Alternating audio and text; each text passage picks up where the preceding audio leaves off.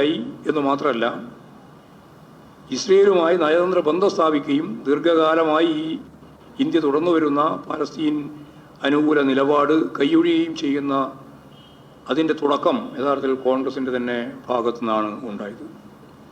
അപ്പോൾ ഇക്കാര്യത്തിലെല്ലാം വ്യക്തമായൊരു നിലപാട് സ്വീകരിക്കുന്നതിന് കോൺഗ്രസിനാകുന്നില്ല എന്നുള്ളതാണ് ഏറ്റവും പ്രധാനപ്പെട്ട പ്രശ്നം.